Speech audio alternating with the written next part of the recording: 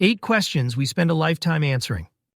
There's a quiet assumption most of us carry, that growth happens early, and then life is mostly about maintenance.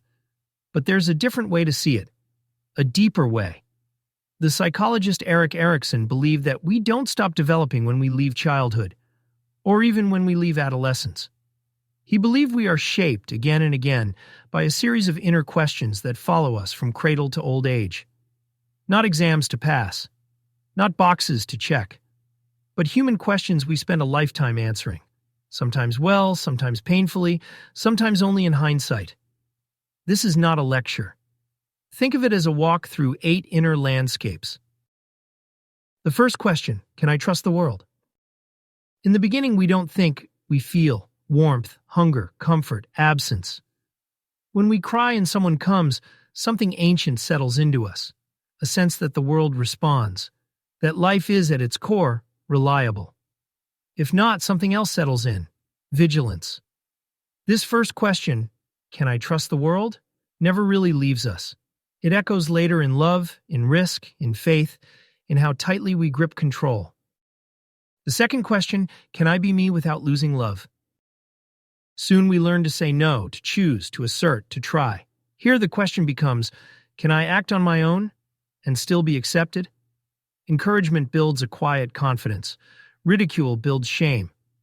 And long after childhood, this question shows up again. In boundaries, in independence, in whether we feel allowed to want what we want. The third question, is it okay for me to act? Imagination explodes. Initiative emerges. But initiative is fragile. Too much suppression, and it curdles into guilt. Many adults still live here, wanting to act, create, speak, begin, and feeling inexplicably that they shouldn't. The fourth question, am I capable? Now the world demands effort, skill, discipline, comparison. This is where competence is forged, or where inferiority takes root. And even decades later, this question hums beneath our work. Am I actually good at anything that matters? The fifth question, who am I really? Adolescence isn't just about rebellion. It's about coherence, trying on selves, testing values, searching for something that fits from the inside out. Without this work, we don't lose our way loudly. We drift quietly, living borrowed identities, performing scripts we never chose. The sixth question, can I let myself be known? Adulthood invites intimacy, not just romance, but exposure. To love is to risk being seen, to be known without guarantees. When fear wins, isolation doesn't always look lonely. Sometimes it looks busy, or successful, or independent. But it still aches. The seventh question, can I give without needing it back?